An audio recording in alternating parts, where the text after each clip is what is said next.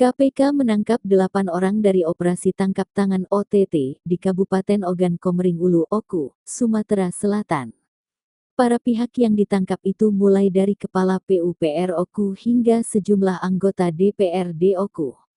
Benar, kata Wakil Ketua KPK Fitroh Rohcahyanto saat dihubungi, Sabtu tanggal 15 Maret tahun 2025.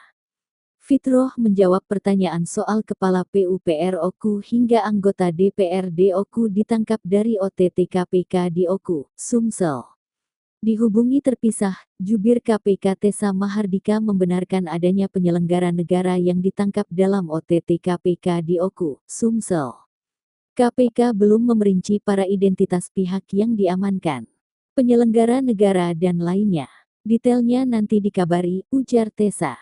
Benar, KPK telah mengamankan 8 orang dari Kabupaten Ogan Komering Ulu, Provinsi Sumatera Selatan, kata juru bicara KPK Tessa Mahardika kepada wartawan. Tessa belum memerinci apakah ada pejabat negara yang turut terjaring dalam OTT tersebut. KPK akan memberikan penjelasan lengkap akan disampaikan melalui konferensi pers mendatang. Namun untuk lebih jelasnya akan disampaikan nanti pada saat konferensi